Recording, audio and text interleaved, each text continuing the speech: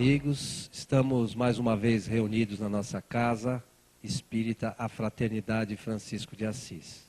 Hoje, mais uma vez, para nossa alegria, está conosco o nosso companheiro Orson Peter Carrara, da cidade de Matão, que veio à nossa casa e vai falar de um tema super interessante, né? Todo mundo quer saber o que vai acontecer, Orson, em 2012. Você conta para o pessoal?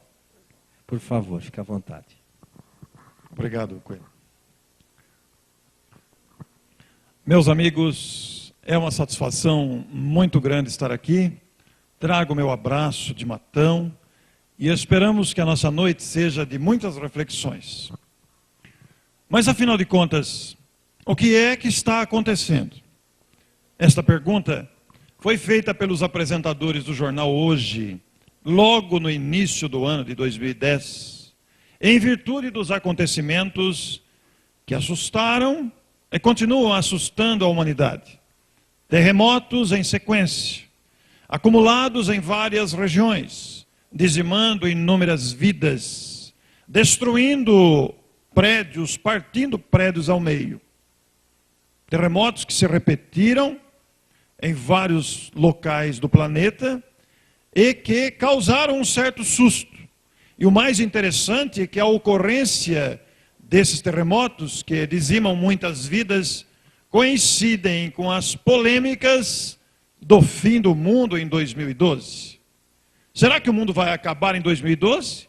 Como é que ficamos diante desses acontecimentos que têm assustado a humanidade? Se não bastassem as ocorrências dos flagelos destruidores, que são os fenômenos da natureza, como raio, terremotos, enchentes, tsunamis, nós temos visto que existem as profecias. No Velho Testamento, nós podemos buscar o Apocalipse. No Novo Testamento, nós temos as citações de Jesus sobre a separação do joio e do trigo. E os Espíritos nos falam do mundo de provas e expiações que está estagiando, está transitando para um mundo de regeneração. Como é que ficamos com esses eventos todos que trazem dor, sofrimento e destruição? De que forma entender isto à luz do Espiritismo, exatamente para não cairmos na raia do fanatismo, do misticismo, para não nos deixarmos abater pelos medos, mas principalmente pelo fanatismo que tantos prejuízos traz. E além do fanatismo, os misticismos, o medo, os condicionamentos, a insegurança, há pessoas que entram em depressão, há pessoas que desistem de viver em virtude dessas ocorrências desastrosas. Como estudar isso à luz do Espiritismo? Porque é interessante, porque esta polêmica toda que diz que o mundo vai acabar em 2012, tem lá suas razões fundamentadas no passado. Como disse a vocês, o Velho Testamento, o Novo Testamento, mas há também as previsões maias, que determinaram o dia 21 de dezembro de 2012. Há também a citação de profetas, de videntes, de médiuns, de todos os tempos, de todas as crenças. E ainda por cima, naturalmente, há as pesquisas da ciência, que tem o dever de explicar estas ocorrências. A ciência estuda os fenômenos e ela não pode cair no ridículo, ela tem que tentar esclarecer isso também, para que isso não vire um temor coletivo, para que isso não vire motivo de sofrimento. E é muito interessante porque as pesquisas da ciência têm levado os nossos homens de ciência dos diversos países do nosso planeta a algumas atitudes interessantes. Todos nós vimos pela TV, por exemplo, que alguns países da Europa estão construindo bancos de sementes em abrigos subterrâneos gelados. Se não bastasse isso, o governo americano e francês estão construindo no Polo Sul um centro ou um posto de observação astronômica, porque supõe-se que um planeta gigantesco esteja direcionando-se para proximidades do sistema solar, e quando se fala em proximidade em termos astronômicos é uma distância gigantesca, mas Dizem eles que esse planeta será supostamente visto do Polo Sul, primeiramente. E se não bastasse isso, o governo americano construiu abrigos subterrâneos para abrigar os americanos numa hecatombe que supostamente vem a causar a morte de muitas pessoas. Se não bastassem as previsões maias, as previsões de Nostradamus, a citação de videntes, de médiuns, de profetas, se não bastasse o misticismo que ainda domina a mente popular, nós vemos essas pesquisas da ciência, vemos a informação dos espíritos da transição do mundo de provas e expiações para mundo de regeneração, de forma que estamos diante desta polêmica que agita a mentalidade humana sobre o suposto fim do mundo. A ciência continua suas pesquisas. As religiões tentam esclarecer os seus adeptos. E o que é que nós, os espíritas, pensamos sobre isso? De que forma a doutrina espírita, que caracteriza-se pela coerência, pela lógica, pelo bom senso, convidando-nos a analisar os fatos à luz do raciocínio, do equilíbrio, e nunca pelos caminhos do misticismo e do fanatismo. E fomos pesquisar a questão. Atrelado aos flagelos destruidores, que parece que nesse início de 2010 se acumularam de maneira surpreendente. Atrelado ao fenômeno das mortes coletivas e, coincidentemente, com a transformação do planeta. Vamos pesquisar o assunto. E vamos trazer para vocês 3 fontes dentro da codificação espírita. A primeira delas está em O Livro dos Espíritos, a obra básica do Espiritismo que deu origem às demais obras, o Livro dos Médiuns, o Evangelho segundo o Espiritismo, o Céu e o Inferno e a Gênese, e que por sua vez deram origem aos espíritas, que fundaram as instituições, e cá estamos nós a estudar o Espiritismo. Em O Livro dos Espíritos, Allan Kardec traz o assunto especificamente em 5 questões, das questões 737 a 741, dentro do subtítulo Flagelos Destruidores, raios, terremotos, tsunamis, etc. E este item, este subtítulo, está dentro do capítulo Lei de Destruição. E Kardec pergunta aos espíritos, em outras palavras, não tive a intenção de decorar, vou usar as minhas palavras. Por que é que Deus periodicamente atinge a humanidade com flagelos destruidores? E os espíritos responderam numa resposta com várias linhas, mas vamos nos ater na primeira frase. Eles disseram, para fazer a humanidade avançar mais depressa. E aí nós já ficamos com um nó na cabeça, mas como fazer a humanidade avançar mais depressa, partindo prédios ao meio e matando tanta gente ao mesmo tempo? 50 mil órfãos no Haiti. Aliás, 200 mil mortos. 50 mil crianças órfãs. Uma quantidade muito grande de mortes coletivas. E os espíritos dizem que é para fazer a humanidade avançar mais depressa.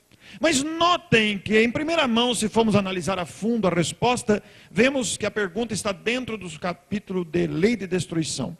E a lei de destruição é uma lei divina. Porque a destruição, na verdade, não é destruição, é transformação da matéria. Tudo que os nossos olhos veem agora, aqui, tudo que está aqui, o tempo transformará. Porque as coisas materiais sofrem a ação do tempo, é inevitável. Inclusive os nossos corpos, que não são imortais. As nossas roupas, o nosso vestuário, os equipamentos, o prédio, tudo que está aqui, sofrerá a ação transformadora do tempo. Inclusive o nosso corpo, porque não somos o corpo, estamos usando o corpo. Somos uma alma imortal. E os espíritos repetem isso nas questões 737 a 741, realçando a prevalência do espírito sobre o corpo. Chegando a dizer que os corpos destruídos nessas ocorrências impactantes comparam-se a fardas ou uniformes que se estragam e que não servem mais para uso. Na questão 195, por exemplo, eles comparam o corpo a uma veste que apodrece. para realçar a prevalência do espírito sobre o corpo, que sobrevive à morte do corpo. Mas Kardec insiste, mas Deus não poderia utilizar outros meios? E os espíritos respondem, mas Deus usa outros meios todo dia.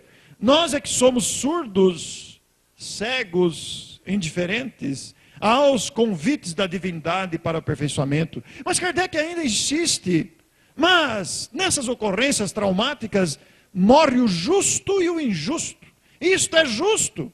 E os espíritos respondem, do vosso ponto de vista material parece injusto. Mas se pensarmos do ponto de vista da abrangência da vida humana imortal, veremos a coerência e a nobreza de tais ocorrências. Porque tais vítimas, entre aspas, porque já que não existem injustiça nem injustiçados, porque todos nós que enfrentamos as diferentes adversidades que nós julgamos que nos agridem, estamos enquadrados em processos provacionais ou expiatórios. E dizem os espíritos que essas pessoas que sofrerem essa destruição serão largamente recompensadas no futuro, se enfrentarem a adversidade com resignação.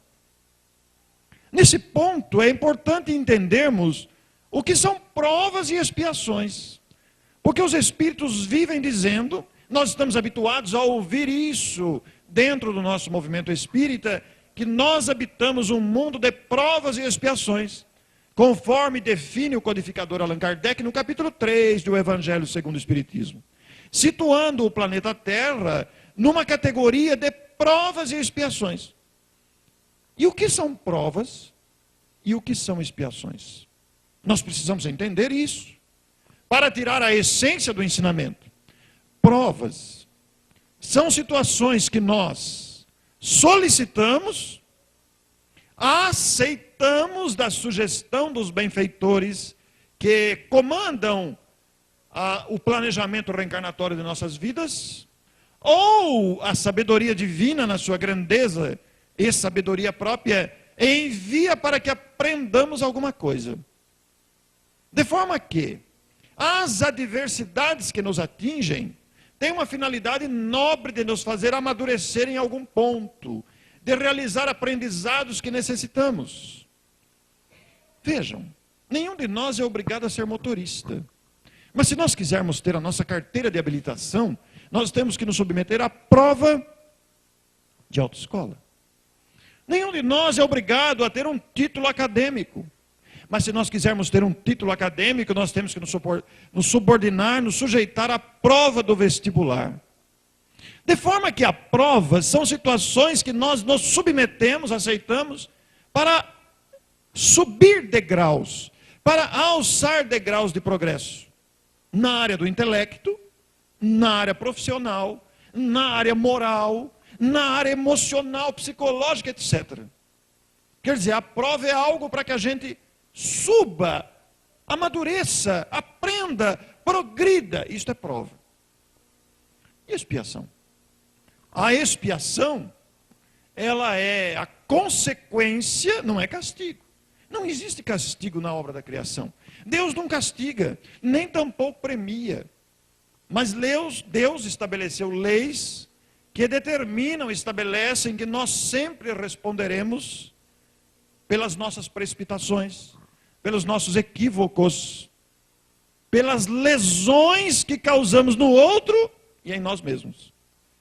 Os nossos vícios, o fumo, o álcool, as drogas, o pessimismo, a tristeza continuada, a indiferença, a petulância, causam lesões em nós mesmos. Os vícios físicos e morais. Lesões que vão exigir reparação no futuro. Imaginemos que a gente se descuide da saúde agora. Não tem cuidado com a saúde, bebe, fuma, consome droga, etc. Estamos lesando o nosso corpo, trazendo prejuízos à saúde, que vai refletir-se no futuro corpo, na próxima encarnação. Estamos lesando a nós mesmos. E isto vai exigir reparação, não é castigo. Não é castigo, é consequência. Todavia, imaginem as lesões que causamos ao próximo, lesões patrimoniais. ficamos na fila do banco, tentando descobrir a senha do aposentado, e roubamos a senha do aposentado, depois damos um jeito de pegar o cartão dele e sacamos o dinheiro dele. Ou esperamos alguém que vai fazer um saque vultoso numa agência bancária, quando a pessoa sai, a gente passa a mão na bolsa e fica com o dinheiro. A pessoa entra em desespero, foi assaltada. Nós lesamos patrimonialmente alguém. Ou fizemos uma manipulação cartorária, mexemos algumas coisas lá e tiramos o bem de alguém. Lesamos patrimonialmente alguém. Desonestidade. Entramos pela internet na conta bancária de outro. Lesamos patrimonialmente alguém. Lesamos alguém moralmente. Caluniamos a vida dos outros. Lesamos alguém emocionalmente. Traímos a pessoa. Traição, de todo jeito, de todo tipo. Conjugal, traição de sócio, adultério, etc. Traímos a confiança de alguém. Lesamos esse alguém que sentiu-se traído, abateu-se, entristeceu-se, entrou no caminho da depressão. Lesamos alguém fisicamente. Matamos alguém. Atropelamos alguém que ficou tetraplégico. Lesamos fisicamente alguém. Lesamos alguém de outras formas. Quantas lesões não causamos? Isso não vai gerar castigo. Isso vai exigir reparação. Todo mal que nós causamos a nós mesmos e aos outros e à coletividade, corrupção, desvio de dinheiro, estamos lesando a coletividade. Isso vai exigir reparação. Aí vem a expiação. Isto é expiação. É a consequência da nossa imoralidade. Então existem provas e expiações. Provas como aprendizado e expiação como consequência. De forma que as vítimas, entre aspas, porque não existem vítimas, mas as pessoas que enfrentaram as dificuldades de uma morte coletiva, de uma perda material abrangente causada pela queda das bolsas, ou por acidentes, ou por terremotos, etc., poderão estar enquadrados em quadros provacionais ou expiatórios, ou de necessidade de aprendizado, de forma que todos nós, sem exceção, estamos diante das adversidades que a vida apresenta, enquadrados em situações assim, de prova ou expiação, ou necessidade de aprendizado, de amadurecimento. Mas quando é que é prova e quando é que é expiação exatamente? Nós não temos uma noção clara ainda, porque nos vemos uns aos outros, mas não conhecemos a bagagem que trazemos. Não sabemos os equívocos e as lesões que causamos no próximo e nós mesmos, em outras existências. Não temos um conhecimento absoluto. A pessoa ficou tetraplégica, a pessoa ficou em vida vegetativa. A gente não pode cometer a leviandade de dizer que a pessoa está pagando o débito de outra vida. Nem sempre. Poderá ser um quadro expiatório de consequência? Poderá. Mas como que nós podemos afirmar isso com absoluta certeza, com absoluta exatidão? Não sabemos. Porque poderá ser um quadro que o Espírito solicitou passar para algum aprendizado que ele sentiu necessidade, que nós não sabemos qual é. De forma que, nas vítimas dos terremotos, das enchentes, nas vítimas todas dessas ocorrências desastrosas pela força da natureza, ou mesmo nos acidentes, porque morte coletiva sempre teve na história. As guerras, as pestes, os naufrágios, os acidentes aéreos, as colisões de vans com estudantes, de ônibus que caem em despenhadeiros, sempre tivemos mortes coletivas. E todas elas podem estar enquadradas nessas situações. Mas, como é que ficamos, portanto, diante desta abordagem? E os espíritos realçando a prevalência do espírito sobre o corpo. E quando falamos em mundos de provas e expiações, nós nos lembramos da segunda fonte de consulta, que é o Evangelho segundo o Espiritismo, que é a terceira obra da codificação espírita, lançada em 1864. E o Evangelho segundo o Espiritismo, no seu capítulo 3, traz o título: Há muitas moradas na casa de meu Pai. referindo-se a esse ensinamento de Jesus, que fala sobre as diversas moradas ou os diversos mundos existentes no universo, e que são as diversas moradas que Deus ofereceu aos seus filhos. Todavia, esta concepção de morada não se refere apenas aos mundos físicos, porque seria muita infantilidade nossa achar que Deus só criou este planeta, que a criação máxima de Deus está na Terra. Existem outros mundos habitados. Mas as muitas moradas também podem significar o estado consciencial de cada um. Porque muitos de nós podemos estar vivendo um inferno interior, através do remorso, do arrependimento. E outros, embora estejam numa situação material precária, soterrados debaixo de situações trágicas, podem estar interiormente em paz no céu, de forma que o céu e o inferno são estados conscienciais, não são locais determinados. E quando pensamos em o Evangelho segundo o Espiritismo, no capítulo 3, nós nos lembramos da classificação que Allan Kardec faz das diferentes categorias de mundos habitados, que está lá no Evangelho segundo o Espiritismo. E é neste capítulo que ele vai falar dos mundos de regeneração. E eu gostaria de dizer a vocês que não percam a oportunidade de ler em casa hoje as 3 mensagens de Santo Agostinho que estão inseridas no capítulo 3 do Evangelho segundo o Espiritismo, falando sobre os mundos de regeneração. Talvez por eu estar bastante exposto na mídia, eu recebo muitos e-mails. E as pessoas abrem o coração, expõem os seus dramas, fazem perguntas, etc. E eu não tenho dúvida, eu indico sempre estanejar o Evangelho segundo o Espiritismo. Especialmente por causa do seu capítulo 5. Bem-aventurados os aflitos dos medos, dos condicionamentos, os aflitos da insegurança, os aflitos das mortes, da separação de entes queridos, os aflitos das adversidades que a vida apresenta, das doenças. Porque, será que somos ingênuos a ponto de pensar que na noite de Réveillon, Deus resolveu ir lá em Angra dos Reis, subir em cima do monte de terra e falou, desce terra, que agora eu vou pegar quem eu quero. Será que somos ingênuos a esse ponto de pensar isso? Não tem lógica nenhuma.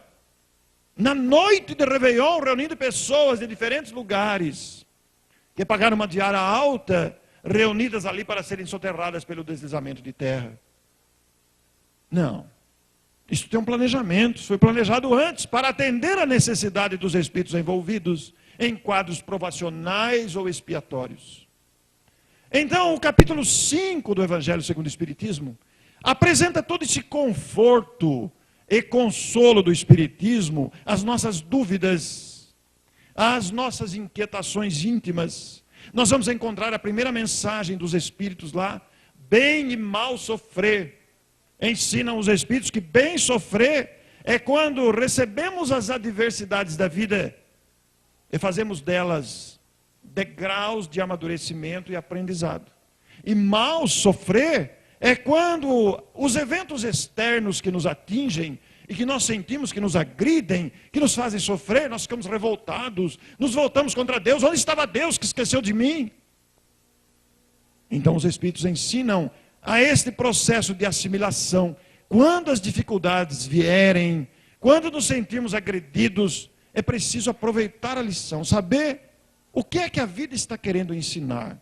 Que autoridade tenho eu para dizer isso aqui? Nenhuma, porque eu também sou alguém em constante aprendizado, falo primeiro para mim mesmo, porque trago as mesmas necessidades que todos os seres humanos. Estamos todos num processo gigantesco de aprendizado.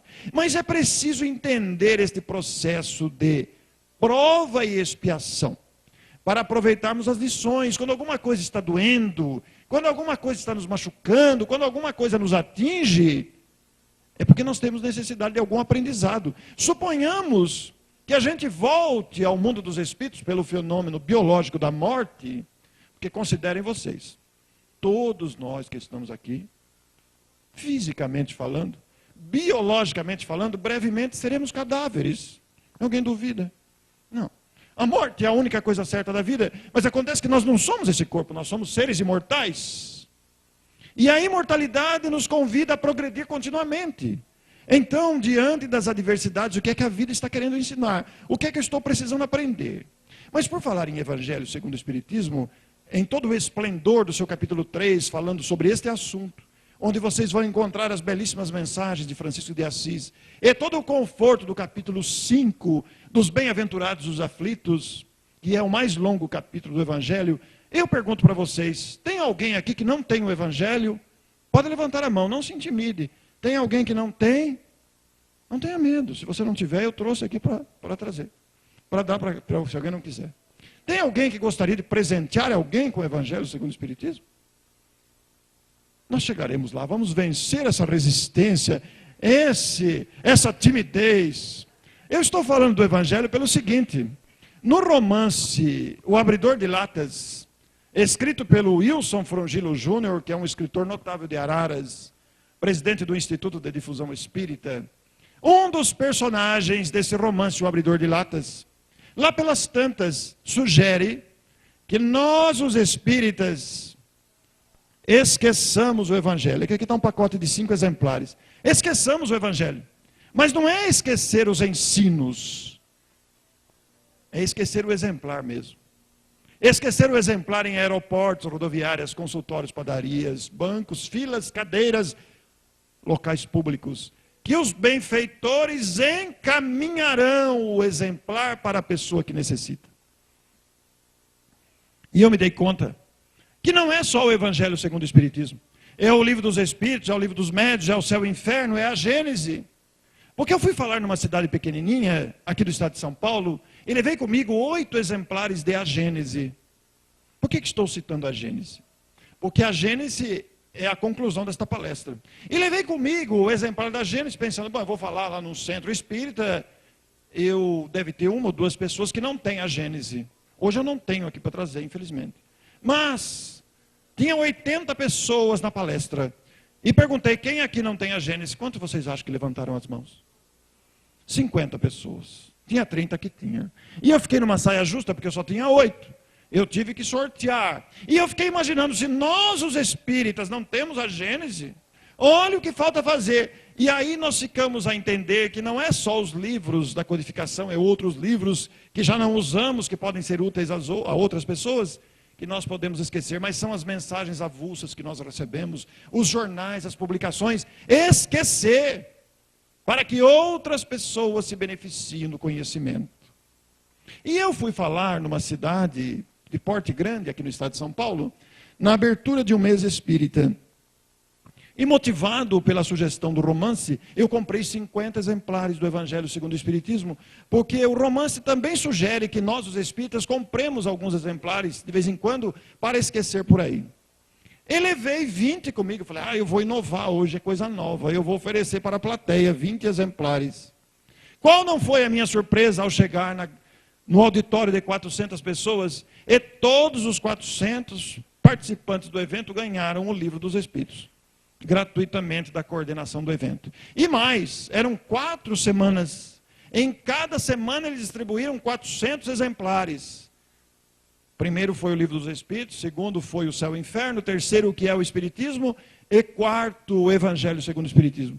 E eu aproveitei e falei, gente, todos vocês aqui já têm o Livro dos Espíritos. Esqueçam essa obra, não guardem na estante parado lá. Livro parado na estante não tem utilidade. Esqueçam o Livro dos Espíritos em algum lugar para que outras pessoas se beneficiem disso. Ficamos a entender a abrangência da divulgação espírita que todos nós podemos fazer. Todos nós podemos fazer. Vejam que o Espiritismo está na mídia. O filme de Chico Xavier é um sucesso absoluto. Quem aqui não viu o filme ainda? Não percam a oportunidade de ver, gente.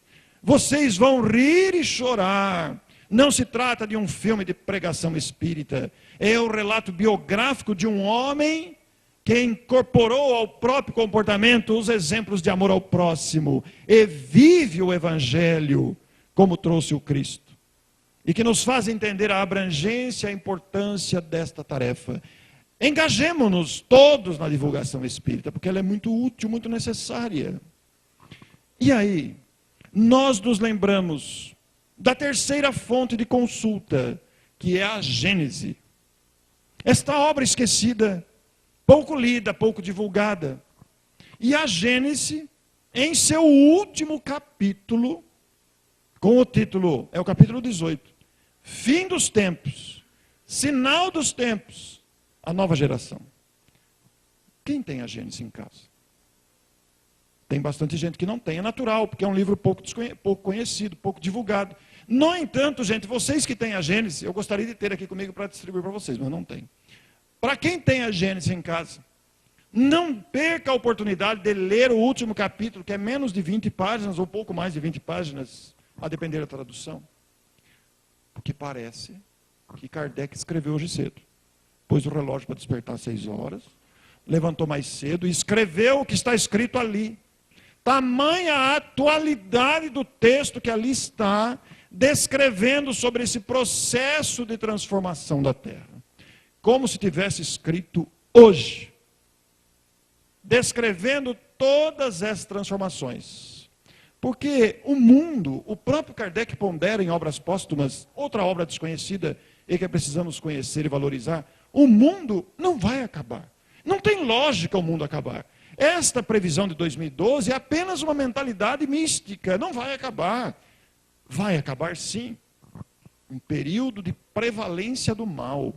Vai acabar, vai fechar-se um ciclo de egoísmo para dar abertura a um novo ciclo, o ciclo de fraternidade, de transformação da mentalidade humana. Mas esse processo não é que Deus está com pressa, vamos resolver esse mundo aqui, não. Este processo é um processo gradativo que vem sofrendo as suas adequações naturais através do tempo. É algo que acontece naturalmente. E nós chegamos a um ciclo de amadurecimento.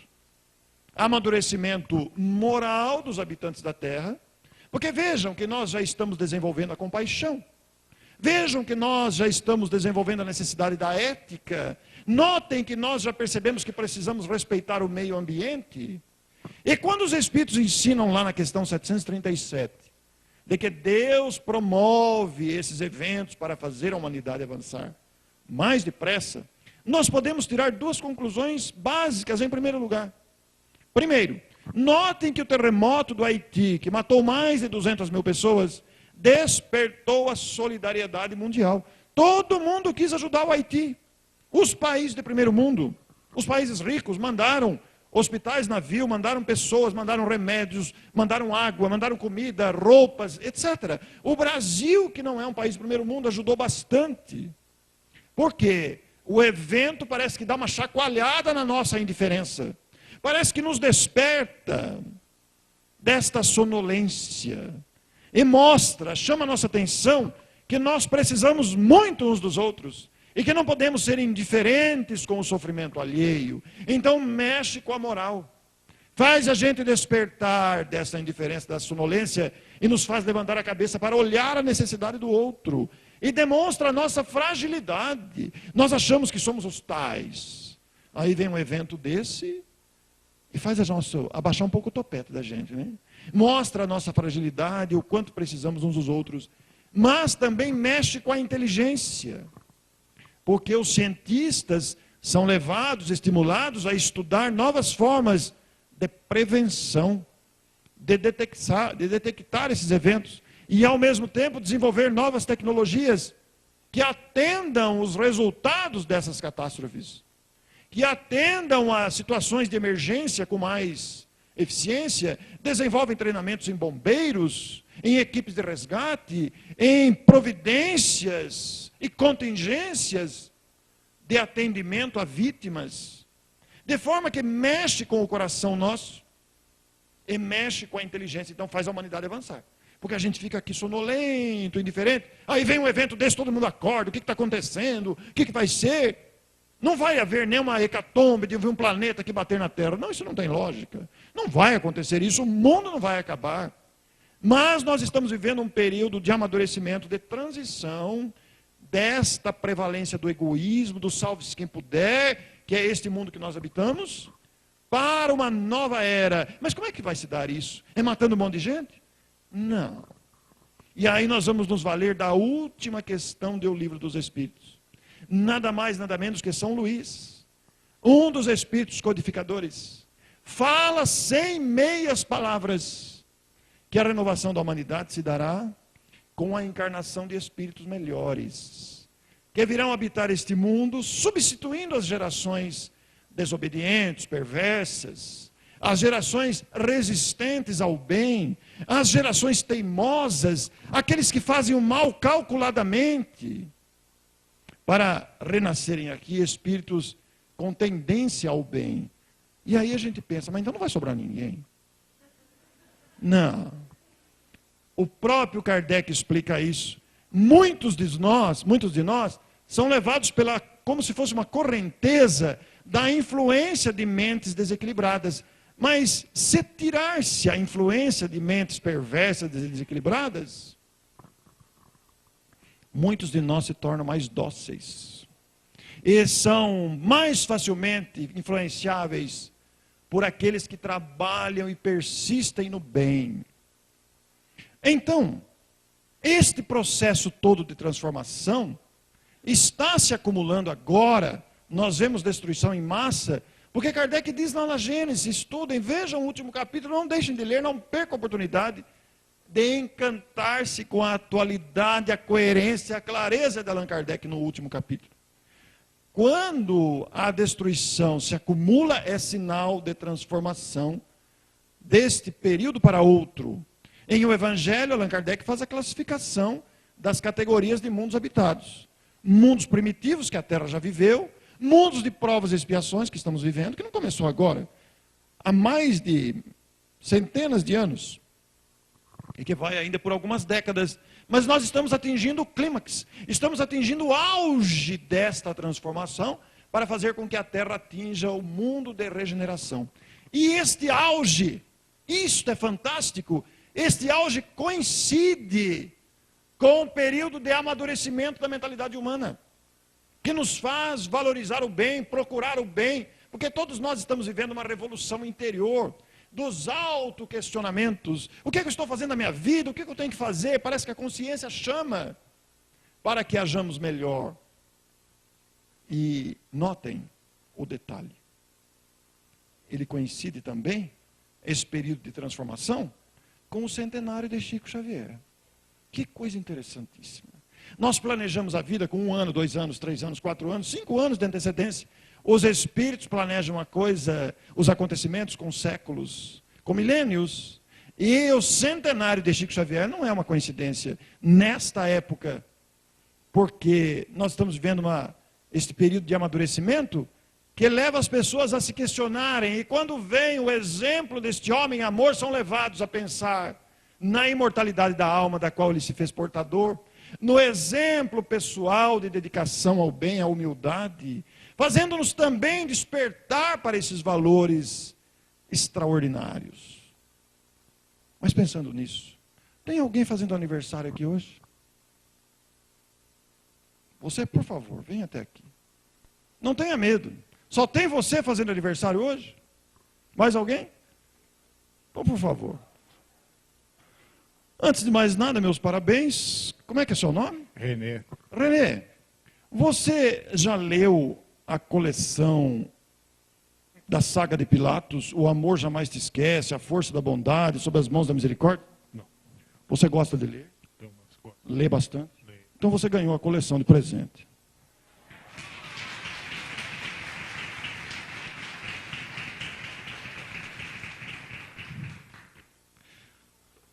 Estes são livros, os mais extraordinários livros que li nos últimos anos. O Amor Jamais Se Esquece, olha, tem muitas páginas. A Força da Bondade, Sob as Mãos da Misericórdia. E ele apresenta a saga de Pilatos, contemporâneo de Jesus, lavou as mãos, Jesus foi crucificado. Pilatos, na verdade, foi um laranja, ele foi usado para isso, politicamente, né?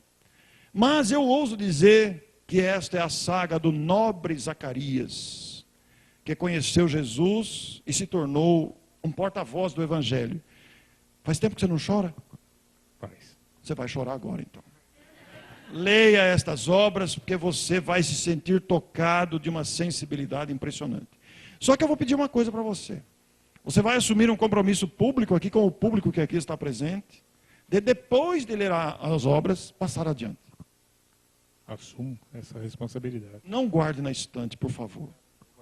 Esses livros que eu estou doando, eu não comprei, eu ganhei para essa finalidade de doar onde vou. Eu ganhei 2.500 livros para doação nas palestras. E pediria a você que depois que você ler, nesta ordem, a ordem que está aqui, que você passe adiante. Passe para que outras pessoas se beneficiem deste extraordinário valor. Com certeza. Muito obrigado. Agora que vocês viram que quem levanta a mão ganha presente, todo mundo estava receoso. Tem alguém aqui que não tem o Evangelho segundo o Espiritismo? Não, calma. Todo mundo tem o Evangelho segundo o Espiritismo? Tem alguém que gostaria de presentear alguém com o Evangelho segundo o Espiritismo? Muito bem, eu tenho 5 exemplares. Venham 5 pessoas, por favor.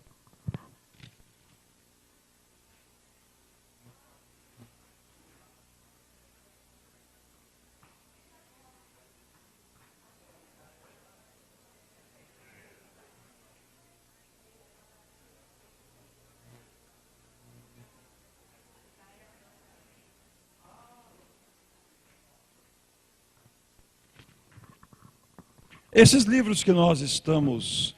Como acabou o Evangelho, meu caro, eu vou te dar o sublime convite. Esses livros que nós presenteamos ao aniversariante é do nosso querido André Luiz Ruiz, que vocês conhecem tão bem. Vai estar aqui? No próximo mês estará fazendo palestra aqui. Não percam o André, porque o André é muito lúcido, muito claro, muito coerente. Mas, já que nós estamos fazendo isso... E quem são os aniversariantes de abril? Só você?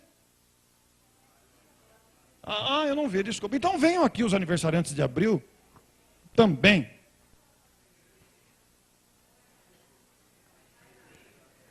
Que as 3, pode vir. Não, você também é de abril? Pode vir. Hã? Não, mas é de abril, nós estamos no dia 30 ainda. Você gosta de ler? Gosto. Gosta mesmo? Você já leu a saga temática de transformação da humanidade? Não. Despedindo-se da terra, esculpindo o próprio destino e herdeiros do novo mundo? Não. Todos eles foram psicografados pelo André Luiz Ruiz, que estará aqui na semana que vem. Na semana que vem não, perdão, no próximo mês. Então, como é que é o seu nome? Maria Rosa. Maria Rosa, que dia você faz aniversário? 21 de abril. 21 de abril. Aqui a gente não pode contar mentira, porque contar mentira é passaporte carimbado para o mundo de expiação e prova. Você tem o direito de escolher qualquer um desses 3 livros. Esculpindo o próprio destino, Maria Rosa. E eu diria para você o que eu pedi para o nosso amigo que ganhou o presente. Depois de ler, passe adiante, por favor, para não reter. Pois não, assumo esse compromisso. Muito obrigado. E vocês gostam de ler? Muito? Eu estou aqui no Clube do Livro daqui do Humberto Paziano. Muito bem. E você leu algum desses livros aqui? O Despedindo-se da Terra e o Herdeiros do Novo Mundo? Pode escolher. Despedindo-se da Terra conta a história de um grupo de advogados, todos eles corruptos. Falei alguma coisa? Você é advogado? Você é advogada? Não fui eu que indiquei. Não fui eu que indiquei, vocês são testemunhas. Este livro conta a história de sócios que mantêm um escritório de advocacia. Todos eles são corruptos e adúlteros. Todos com passaporte carimbado para o mundo inferior. Você vai aprender muito com esse livro. Aliás, eu estou dizendo isso porque todos aprendemos com o livro, não é você, todos nós. Mas você fica com o compromisso de passar adiante depois. Já tem gente interessada lá? Muito bem. E vocês gostam de ler? Bastante? Sim. Bastante. Muito bem, meu caro. Você gostaria de ganhar o Herdeiros do Novo Mundo ou gostaria de ganhar um desses daqui? Este aqui. Este aqui conta este processo todo de transformação da humanidade, descrito pelo Espírito Lúcio, através da mediunidade do André Luiz, e você assume o mesmo compromisso de passar adiante. Você vai gostar muito, uma preciosidade. Muito bem, meninas. Vocês são irmãs? Ah, então está em casa. E aí dá um livro só ou dá um cada uma? Só um? É um para cada uma? Vocês gostam de ler? Vocês gostam de romance? Ou... Olha, eu vou dar uma dica. Bom, deixa vocês escolherem. Este aqui é um romance e este aqui é a continuação desse. Aí se vocês lerem uma, lê, outra lê. Aí dá para ler as duas. Tá bom? Olha, este continua aqui. Então, só que vocês assumem o compromisso também de não deixar na estante. Tudo bem? Passar adiante esta preciosidade psicografada por Chico Xavier, grandes obras clássicas do Espírito Emmanuel. Mas eu pergunto também, se tem alguém aqui que quer aprender a fazer palestra. Então, eu tenho 3 exemplares. Você ergueu primeiro, você... Este aqui é um verdadeiro curso de oratória. Desculpa, mas já esgotou aqui. Já esgotou. Que bom. Este aqui é um verdadeiro curso de oratória. Eu só tinha 3 exemplares, desculpem. Eu não dava para trazer mais peso, dava excesso de bagagem, embora eu tenha vindo de ônibus. É que fica pesado trazer livro, né? Mas, para quem não ganhou nada ainda, que levantou a mão e não ganhou, por favor, os que levantaram a mão agora, que eu falei do curso, por favor, venham buscar este, que é o Sublime Convite. Eu tenho 4 exemplares. Eu vou segurar, pera. Desculpa. De nada. Agora, para vocês que ficaram sem livro, eu queria fazer um pedido para vocês. Está aqui sobre o balcão alguns marcadores de livros e um pacotinho de mensagem, conhecimento de si mesmo. E eu gostaria de convidar vocês todos para se tornarem divulgadores desse material. Os livros são da editora O Clarim, lá de Matão, e as mensagens são impressas aqui pelo Grupo Espíritos Mensageiros aqui de São Paulo. Mas esqueçam esta mensagem em algum lugar. Não engavetem, não coloquem na gaveta, não põem no meio do livro, para que outras pessoas se beneficiem do conhecimento que aqui está. Esqueçam no metrô. Não, eu vou fazer o seguinte, eu vou deixar aqui, depois vocês pegam um pouquinho cada um, mas eu gostaria que não sobrasse nada do que está aqui. Não peguem uma. Nós estamos aqui enquanto 100 e poucas pessoas, tem muito mais de 100 aqui. Contando tudo, tem bastante coisa. Para que vocês esqueçam mais material e muita gente possa ser beneficiado com este material extraordinário. Então, eu peço que nos tornemos divulgadores, porque muita gente chega no centro e fala, eu gostaria de trabalhar no centro, eu gostaria, o que eu posso ajudar? Aí o presidente fala, faça isso, mas eu tenho tanta vergonha, eu não consigo, eu sou muito esquecido.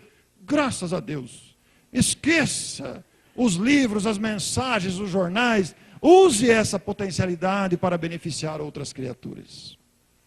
Porque, meus caros, a doutrina espírita tem uma mensagem extremamente consoladora. A doutrina espírita é um brado de esperança, é um brado de coragem nesses momentos de dificuldade. Quando começou o ano, e começaram os terremotos, as mortes coletivas, eu comecei a fazer esta palestra, convidado por um centro espírita da cidade de Araraquara. Levei todo o meu material, toda a parafernália, data show, laptop, microfone, caixa de som, selecionei vários clipes, montei uma sequência de PowerPoint. A pessoa fez a prece, me apresentou e me deu a palavra. Quando eu peguei o microfone, parou a força. E aí, eu tive que me virar com o tema com que eu tinha estudado. E foi fluindo, como se os espíritos dissessem, esta temática é sem audiovisual. 90% das minhas palestras são audiovisuais. Mas esta, eu entendi a mensagem. E tenho feito ela, acho que já fiz umas 40 vezes desde que o ano começou. Janeiro e fevereiro foi todo aquele problema das enchentes em São Paulo, etc. Quando chegou em março, parou a chuva, pararam os terremotos. Eu falei lá em casa, é melhor eu parar, né? Vou ficar ridículo. Parou o terremoto, parou o fim do mundo. Mas eis que entra abril e voltam as tragédias de Niterói. Os deslizamentos de terra que tanto sofrimento trazem. E nós vemos agora a eclosão dos vulcões, que estava um fenômeno raro, e agora 2. Aquele caos aéreo na Europa, e agora o Vesúvio dando mostras de possível despertamento. O que é que está acontecendo com a humanidade?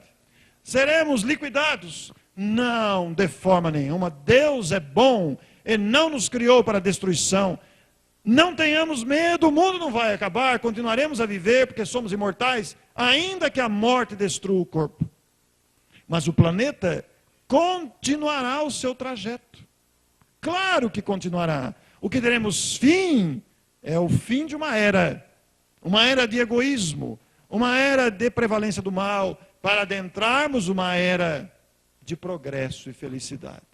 Não deixem de ler a Gênesis. Não deixem de ler a última pergunta do Livro dos Espíritos. Encantem-se com o Evangelho segundo o Espiritismo no capítulo 3, com as mensagens de Santo Agostinho. E vejam lá as questões 737 e 741, para entendermos esse processo de provas e expiações, de aprendizados e consequências que estamos colhendo. Na última vez que eu estive aqui, eu fiz a palestra Por que Adoecemos. Quem estava presente? E esta palestra causou-me um impacto tão grande. Depois fomos ao Transição, que acabou virando um livrinho de bolso que trouxe aí, que o nosso Coelho anunciou. Depois do livro publicado, e depois de fazer a palestra já por quase uma centena de vezes, eu recebi um questionamento de Fortaleza inteligentíssimo. Carlos Reticências escreveu-me: você escreveu bem, mas eu não concordo com o que você escreveu. Como assim? Você está, por e-mail, você está dizendo que os nossos sentimentos, que é o teor da palestra, né? Falando sobre o prejuízo dos sentimentos e dos pensamentos na saúde, fazendo com que a resistência imunológica baixe, e a gente fica exposto a vírus, bactérias, infecções. Você está dizendo que os nossos sentimentos baixam a resistência? Eu falei, não sou eu que estou dizendo. A psicologia está dizendo isso, a medicina está trabalhando com isso. Nós já sabemos que as mágoas guardadas abalam a nossa resistência. Já sabemos que o ciúme, a inveja, o rancor, a vingança destroem as nossas células. Os nossos medos, as nossas inseguranças nos maltratam a saúde. Não sou eu que estou dizendo, eu estou apenas interpretando. Estou mastigando o assunto à luz do Espiritismo. E o Evangelho ensina isso. A recomendação de Jesus para o perdão das ofensas não é uma mera lição de moral, mas é uma recomendação de sabedoria, de quem já adquiriu a perfeição e sabe que perdoar liberta. Que quem não perdoa fica preso, acorrentado, com peso nas costas. Mas então me explique, disse o Carlos, por que é que está tão cheio o mundo de marginal saudável? Ai, meu Deus do céu! E eu fiquei embasbacado. Que pergunta inteligente, que questionamento sábio. Como é que tem marginal que da penitenciária fica comandando o tráfico, fica calculando o sequestro, fica fazendo calculadamente o mal? Por que eles não ficam doentes, se só pensam o mal? Eu levei umas 2 horas para refletir sobre isso. Mas a fecundidade da doutrina espírita, em O Livro dos Médiuns, em O Céu e Inferno, principalmente no Código Penal da Vida Futura, não deixe de consultar no Céu e Inferno o Código Penal da Vida Futura. O Evangelho segundo o Espiritismo, com toda a sua sabedoria, e o Livro dos Espíritos deram a resposta. Não estão doentes agora. Porque o nível consciencial que estão, a consciência não acusa. Eles matam, roubam, estupram, violentam, torturam, fazem de tudo. A consciência não acusa. É o estágio da consciência. Mas quando a consciência despertar, pelos quadros expiatórios, aí vem a exigência da consciência para reparar, e aí surge a doença, aí surgem as dificuldades. Ainda nesta encarnação, em muitos casos, e na maioria dos casos em encarnações futuras. Então notem, nós temos uma responsabilidade imensa perante nós mesmos, perante a vida. Daí a importância de valorizar a decência, a dignidade, o amor ao próximo, a coragem de viver, a ousadia de ser digno, a determinação de comprometer-se com a obra do Cristo, para que sejamos também os transmissores da esperança nos nossos gestos, no nosso comportamento, na nossa atitude, na nossa palavra, na convivência uns com os outros. É difícil? É. Porque nós ainda trazemos tendências inferiores, ainda guardamos egoísmos, vaidades, orgulhos. Mas é preciso começar. A transformação do mundo começa por nós mesmos. Muito obrigado. Muito grato.